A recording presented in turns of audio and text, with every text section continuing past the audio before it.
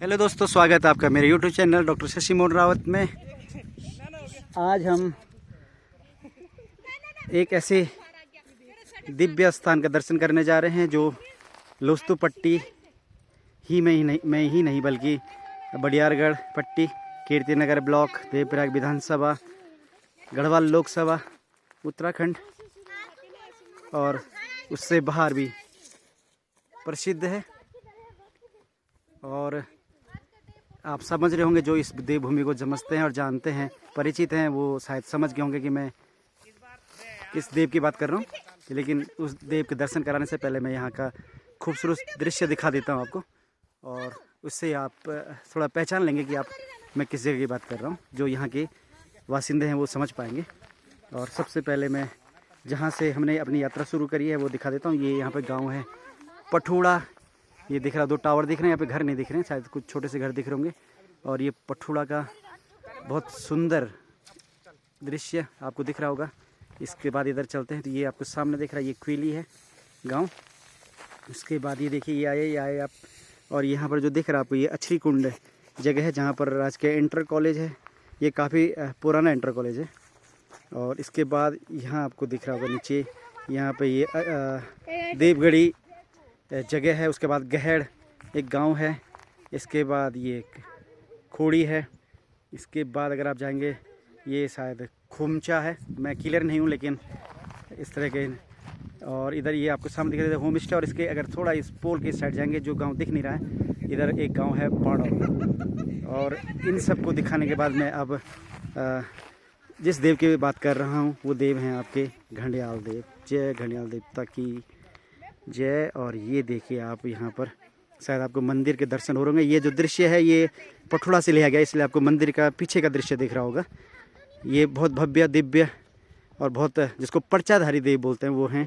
और इनकी जो जात होती है वो कुंभ की तर्ज पर होती है। जैसे अर्ध कुंभ होता है, पूर्ण कुंभ होता है, 6 साल का अर्ध कुंभ, 12 साल का पूर्ण कुंभ, उसी तर्ज पर और उसी हिसाब से यहाँ की डेट भी निकल जाती है जात की। और ये 6 साल में यहाँ होता है। यहाँ 3 साल की पूजा भी होती है।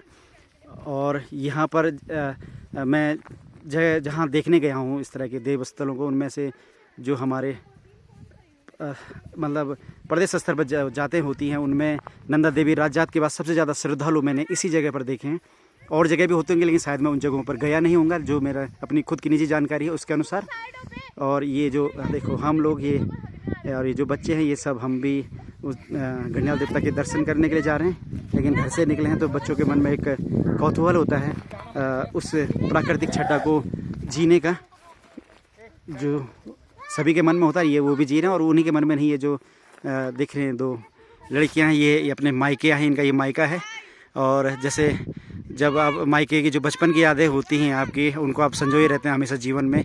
और जब बहुत समय बाद मिलते हैं तो आप भूल जाते हैं कि आपके बच्चे हो गए हैं। जिस रूप में आप जीना चाहते हैं, उस रूप में आपके बच्चे जी रहे होते हैं, लेकिन आप भूल जाते हैं कि आप इतने बड़े बच्चों के माँ बाप हैं। और आप उस बचपने को फिर जीवंत कर लेते हैं और उन्हीं की तरह या उनसे छोटी उम्र के बच्चों की तरह व्यवहार करना शुरू कर देते हैं। शायद यही प्रकृति की खूबसूरती है कि वो हर चीज़ को, या कह सकते हैं कि प्रकृति की गोद में हर आदमी अपने आप को बच्चा महसूस करता है। इसलिए प्रकृति को माँ कहा गया है और माँ का दर्जा दिया गया है। और आप देखिए इस प्राकृतिक नज़ारे को देखिए, बहुत ही खूबसूरत है जगह है।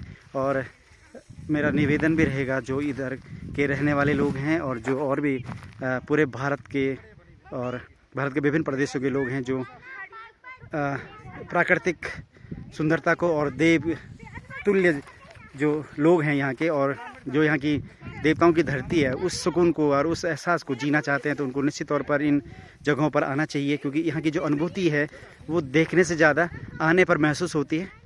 और अगर जब आएंगे तो आप निश्चित तौर पर उसको महसूस कर पाएंगे।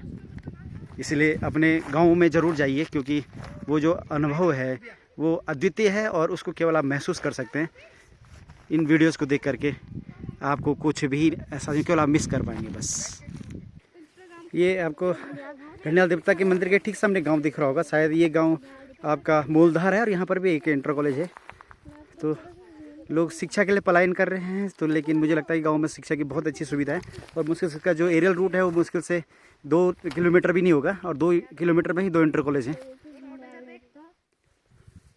अब देखिए मैं एक चीज़ और दिखाऊंगा आपको। ये आपको दिख रहा होगा, ये रोड के नीचे ये स्थान है देवगढ़ी, जो ये आपको यहाँ पर देखिए ऊपर ये घंडियाल देवता देख रहे होंगे। ये घंडियाल देवता के जो निशान होते हैं, जब यहाँ पे जात शुरू होती है, जो जात शुरू होती है, वो जात के जो निशान होते हैं वो यहाँ ये देवगढ़ी गांव दिख रहा होगा आपको। नीचे एक टापू सा दिख रहा होगा, ठीक है, उस टापू के बगल में गांव है देवगढ़ी, और उसके बगल में जो गांव दिख रहा है वो गहड़ है। तो ये देवगढ़ी स्थान से भगवान घंडियाल के निशान आते हैं, और जो जब जात शुरू होती है सबसे पहले देवता वहीं जाता है, और वहाँ से निशानों के साथ देवता इस रास्ते से जो ऊपर को दिख रहा होगा, थोड़ा मैं इसको दिखाता हूँ आपको। ये यहाँ से ऊपर को ये खोड़ी होते हुए धीरे यहाँ से ऊपर को रास्ता है, और ये खोड़ी से होते हुए ये घंडियाल धार गांव यहाँ से होते हुए और देवता के ये स्थान जो मंदिर है यहाँ तक आता है। तो ये भी एक इसका इम्पोर्टेंट पहलू है कि निशान देवगढ़ी से शुरू होते आते हैं, और धीरे धीरे करके फिर वो वापस देवता के साथ यहाँ निशान आते हैं, और फिर यहाँ पे जात शुरू होती है। और ये जो मैंने पहले बता चुका हूँ, ये जो जात है ये 3 साल में भी होती है, और आपका पूजा होती है 3 साल में। 6 साल में अर्धकुंभ तरह की तरह पर यहाँ पे जात होती है, और उसी तरह से फिर पूर्ण कुंभ की तरह की 12 साल में फिर यहाँ पर जात होती है। और ये जो मंदिर अभी आपको दिख रहा है नया स्वरूप में, इसका जीर्णोद्धार किया गया है, और इसके पीछे लोगों ने बहुत ज़्यादा, जो यहाँ के क्षेत्र के लोग हैं, इस बात के लिए मैं यहाँ के लोगों को बधाई भी दूंगा कि उन्होंने आपसी जो पैसा मिला करके कंट्रीब्यूशन करके, और जो इस देवस्थान को दान के रूप में जो मिलता है, उसका जो भी इनका रहा होगा उस आधार पर, जो मुझे ज्ञात है उसके आधार पर जो पैसा इकट्ठा हुआ उससे इस मंदिर का जीर्णोद्धार किया गया, और उसको दिव्य भव्य रूप दिया गया, और जो कि एक काबिल तारीफ़ है। और निश्चित तौर पर ये इस देव की जो उसको हम कह सकते हैं कि जो फल है देते हैं कि फलादेश है, निश्चित तौर पे वो प्राप्त होता होगा लोगों का। इसलिए देव के प्रति लोगों की श्रद्धा भी है, और वो दान के रूप में सामने आई, और कुछ नए रूप में मंदिर हमारे सामने है। अभी ये देखिए आगे हम रोड के पास, ये रोड है, ये देखिए, ये इसको बोलते हैं बांझ का भारा जो दिया जाता है, और एक घास है दिख रहा होगा आपको। ये कोई गाँव के लोग अपनी भैंस के लिए ले जा रहे होंगे, और इसकी जो लकड़ी होती है सूखी वो उसके काम आ जाती है। ये देखिए रास्ता थोड़ा सा यहाँ पे, क्योंकि लैंड स्लाइडिंग हुई होगी तो थोड़ा रास्ता सा मुश्किल से, थोड़ा मुझे संभल के चलना है यहाँ पे। और ये मैंने पार कर लिया, ये देखिए, क्योंकि थोड़ा खतरनाक है यहाँ पर रास्ता।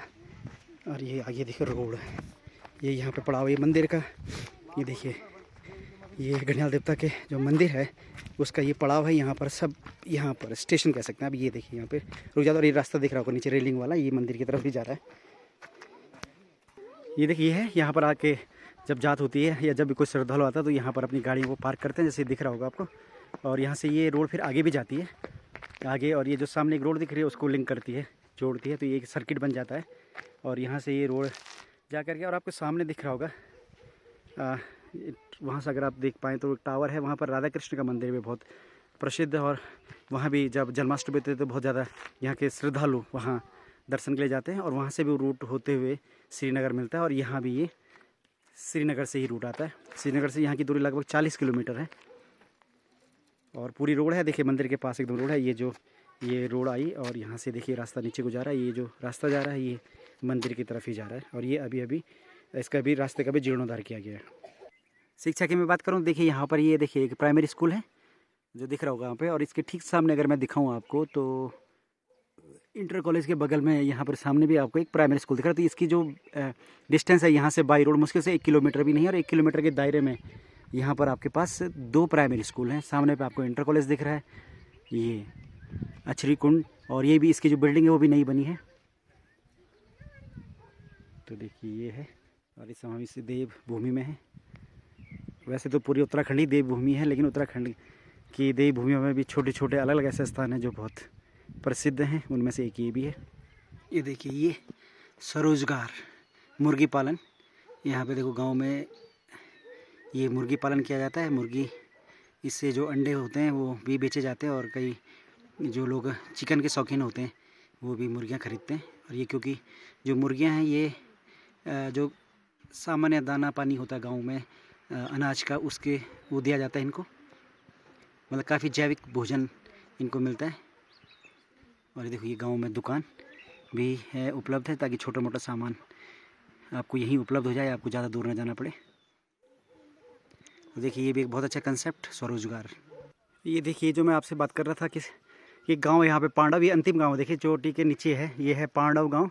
और वहाँ पर आपको अगर देख रही होगी तो एक लाल सी छत दिख रही होगी, ये होम स्टे बनाया गया है यहाँ पे, ताकि जो घूमने वाले, जो प्रकृति के प्रेम करने वाले लोग हैं वो यहाँ पर आते हैं और इस तरह शांत जगह पर रुकते हैं, जहाँ पर आप बहुत आध्यात्मिक, मानसिक और कह सकते हैं आप भावनात्मक रूप से अपने आप को शांत और स्थिर महसूस कर पाते हैं। क्योंकि जीवन की आपाधापी में हमारे लिए अपने लिए ही समय नहीं होता है, इसलिए ऐसी स्थिति में आदमी एक ऐसी जगह ढूंढता है जहाँ वो अपने आप को अकेला लेकिन भावनात्मक रूप से मजबूत समझे, अच्छा महसूस करे। एक होम स्टे और दिखाऊंगा मैं आपको, देखिए यहाँ पे एक होम स्टे और भी है, ये सामने दिख रहा होगा आपको, ये होम स्टे ये भी है यहाँ पे। और देखिए पूरे संसाधन हैं उपलब्ध। देखो लोग गांव में अपनी बाइक से आ जा सकते हैं। ये देखिए ये श्रद्धालु देव दर्शन के लिए जा रहे हैं।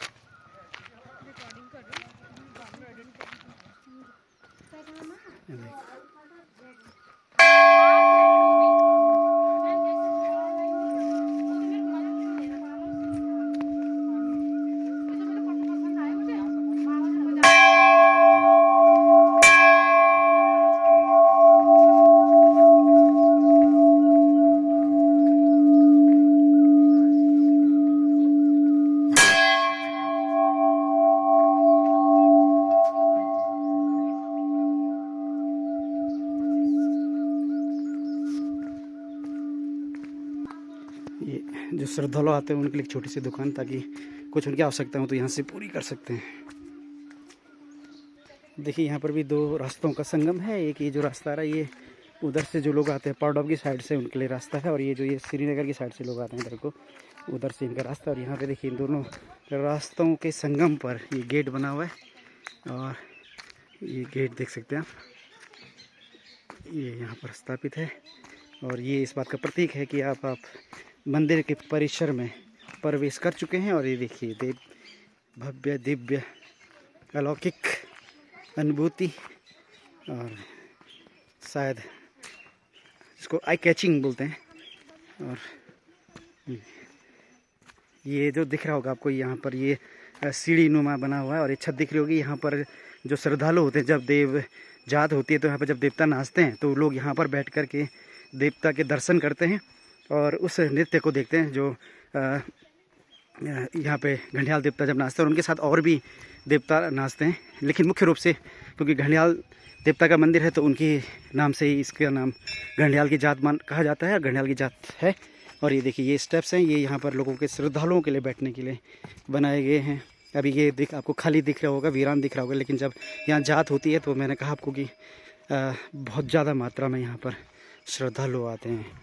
और ये देखिए ये देखिए आपको ये अब मैं सीधा जा रहा हूँ मंदिर की तरफ, और ये मंदिर का आपको गेट दिख रहा है। और एक जो दादी जी आ रहे हैं।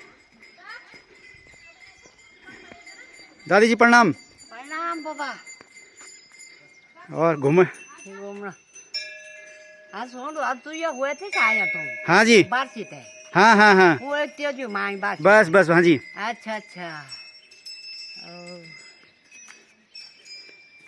ये देखिए, और सबसे पहले मैं आपको देवता के दर्शन कराऊंगा, लेकिन मैं आपको अंदर की फ़ोटो नहीं दूंगा और अंदर का वीडियो नहीं जाऊंगा, क्योंकि हर चीज़ की एक मर्यादा होती है। और जैसे हम लोग अपनी एक निजता का ख्याल रखते हैं, उसी तरह से हमें एक देव की निजता का भी ख्याल रखना चाहिए। और इसलिए हम केवल मंदिर के प्रांगण को बाहर से ही देखेंगे, उसके अंदर नहीं जाएंगे, क्योंकि देव की अपनी एक निजता है और हम उसका उल्लंघन नहीं करेंगे, क्योंकि तभी हम एक सही मायनों में सच्चे श्रद्धालु कहलाते हैं। तो इसलिए मैं आपको बाहर से मंदिर के दर्शन कराता हूँ अब। और देखिए ये पहले जूते उतारने का स्थान, यहाँ पर हम जूते उतारेंगे क्योंकि, और ये देखिए अब ये जाएंगे, ये आपका मंदिर, ये आपका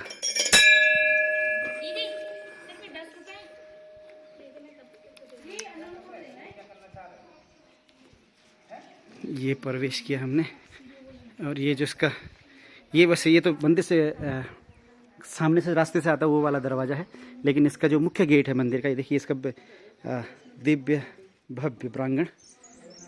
और यहाँ पर ये जो बनाया गया है ये अलाव जलाया जाता है यहाँ पर, और जो हवन वगैरह होता है ये वो स्थान है, यहाँ पर हवन वगैरह किया जाता है, उसके लिए बनाया गया स्थान।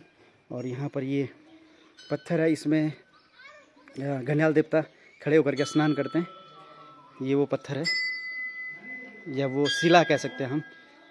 और ये देखिए ये बाहर से आपके मैं मंदिर के दर्शन करा रहा हूँ, ये भव्य मंदिर जहाँ कर आकर के आप सब कुछ अपने सब भूल जाते हैं। ये देखिए अब मैं थोड़ी देर इसको रोकूंगा और मैं भी देव के दर्शन करूंगा और उसके बाद बाहर आऊँगा, तब मैं आगे का वीडियो बनाऊंगा। और जब तक देव दर्शन होते हैं तब तक हम जो घंटाकर्ण जी का आरती है उसके साथ आपको छोड़ते हैं कि आप ये आरती है जो उनको पढ़िए और इसको उच्चारित कीजिए, तो आपको जो आप लोग दूर से देव के दर्शन करना चाहते हैं वो आसानी से कर सकते हैं।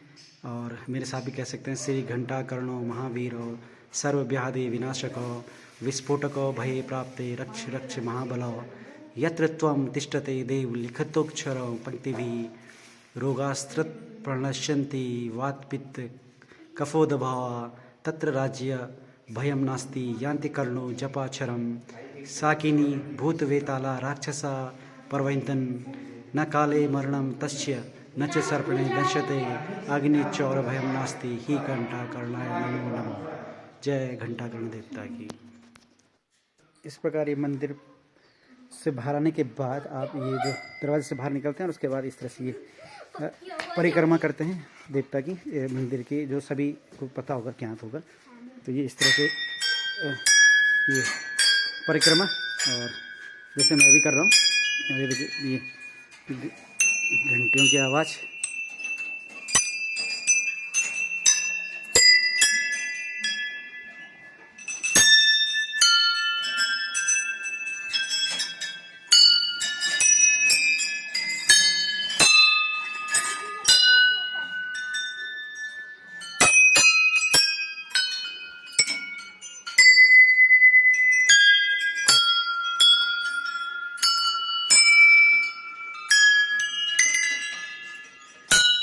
और ये हम फिर ये मुख्य गेट पर आ गए। इस तरह से ये परिक्रमा पूर्ण हुई।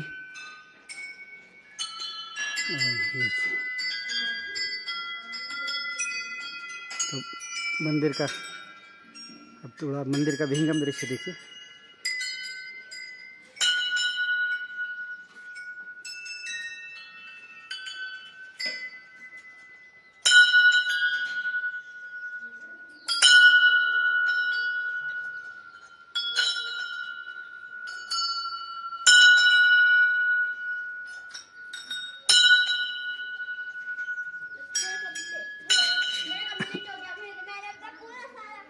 ये जो मैं आपसे कह रहा था कि गेट दिख रहा होगा आपको सामने, ये गेट जो कह रहा था मैं कि आपका देवगढ़ी से जब देवता अपने निशान के साथ आता है तो इस गेट से अंदर को प्रवेश करता है ये मंदिर प्रांगण में। ये देखिए गेट दिख रहा हो, यहाँ से ऊपर को आता है देवता, और ये इस रास्ते से होते हुए और ये यहाँ से होते हुए ये इस रास्ते से होते हुए यहाँ पर आता है। ये स्थान ये बनाया गया है बैठने के लिए। जो श्रद्धालु आते हैं वो उस समय जब जात होती है तो बहुत ज़्यादा भीड़ होती है, तो ये जगह जगह लोग खड़े रहते हैं, ये उनके लिए बैठने के लिए बनाया गया है। और यहाँ पर देखो स्टेज बनाया गया है। ये स्टेज इसलिए बनाया गया है कि क्योंकि देवता के जैसे 4 पहर होते हैं आपके, तो इस तरह से यहाँ पर भी देवता के पहर लगते हैं और वो दिन और रात चलते हैं। तो दिन में तो श्रद्धालु अपना क्योंकि मेला होता है तो लोग व्यस्त रहते हैं, तो इधर उधर घूम लेते हैं, लेकिन रात को क्योंकि बहुत ठंड होती है कई बार तो इधर उधर नहीं जा सकते, रात का समय होता है, तो उनके मनोरंजन के लिए यहाँ पर स्कूल के छात्र या जो क्षेत्रीय जनता है वहाँ के लोग सांस्कृतिक प्रोग्राम करते हैं, और उन सांस्कृतिक प्रोग्राम को देखने के लिए यहाँ पर लोग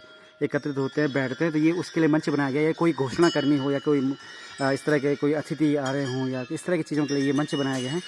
और ये नीचे जो प्रांगण है ये लोगों को बैठने के लिए है, ताकि वो आकर के इन जो आपके यहाँ पे प्रस्तुतियाँ होती हैं सांस्कृतिक, उनका आनंद ले सकें, और फिर जैसे देवता का पहर शुरू हो तो वो उस पहर को देख सकें। तो ये देखो बहुत ही सुंदर तरीके से इसका जो कंसेप्ट है वो तैयार किया गया है। और देखिए बहुत ही अलौकिक दिव्य, मतलब आप शायद देखकर ही महसूस कर रहे होंगे। देखिए इसलिए कहते हैं कि अगर आपको लग रहा होगा अगर धरती में कहीं स्वर्ग है तो यही है, वो वाली अनुभूति महसूस होती है। इसीलिए उत्तराखंड को देवभूमि कहा गया है।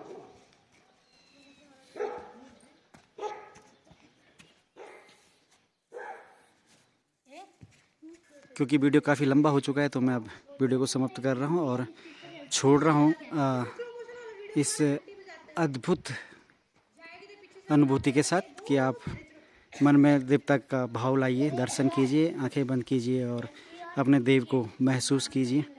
तो आपको लगेगा कि मैं उस मंदिर प्रांगण में ही खड़ा हूँ, बैठा हूँ और अपने देवता के सामने ही बैठा हूँ।